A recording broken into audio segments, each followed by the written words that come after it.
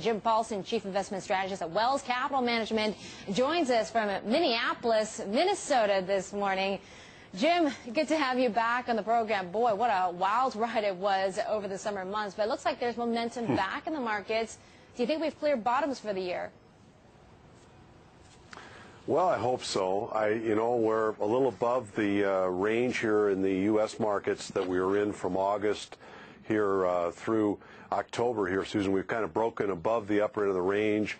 We haven't been at the level we closed at here tonight since, I think, August 2nd. So we're certainly showing some sign, at least, of maybe breaking out to the upside.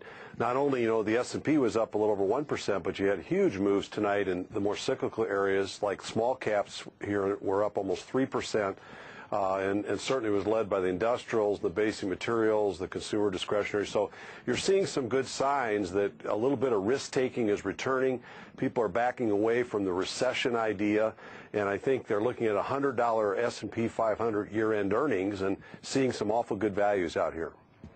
Yeah, we've seen 73% of the companies reporting so far in the U.S. Beating estimates, but I guess the big elephant in the room has got to be Europe, right? So if we need a breakout to the upside for stocks, how much of that depends on what happens in the EU? Well, I guess I've always thought, Susan, that this is more about the United States economy potentially falling into recession. And I think that recession fears ease. You see the market sort of breaking out to the upside again, even though we still have Europe. And its problems aren't that much more advanced along the way. I think that we are sensing that we're going to get some action on Europe. It won't solve it by any means, but maybe it'll improve it a little bit for a while. And then against a backdrop of a re-accelerating economy in the United States and hopefully a soft landing being orchestrated in the emerging world, I think is enough to bring back investors here. Looking at, like I said, 12 times earnings with about a little over 2% 10-year Treasury yield, I think you're going to see investors interested in that if the U.S. is going to grow and avoid recession. All right. So, Jim, from what I hear, it sounds like you're not convinced they're going to find a long-term solution during these discussions in Europe, but that's okay, right? I think so, Susan. I think there's been far too much concern about the impact that Europe might have on the overall investment market. I'm not saying it's not serious. It is. And Europe's they're going to be flatlined or maybe even in a recession already. But I think the rest of the world can go on in this recovery.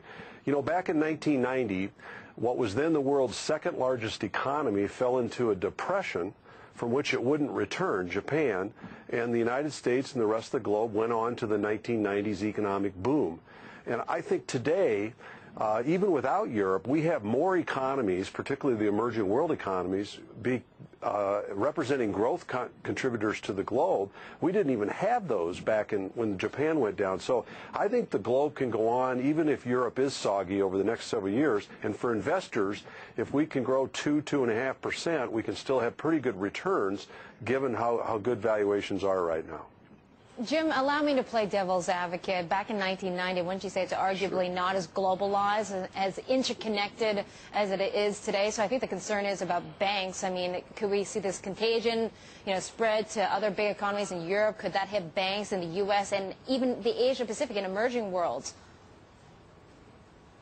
Well, I think as far as the U.S. is concerned, Susan, I'm not that concerned about that. I'm not saying it's not possible, but I think I look at the U.S. Financial industry today, and we've just gone through one of the biggest recapitalizations of the financial industry here. We've liquefied the financial industries. They got more liquid asset holdings than maybe ever before.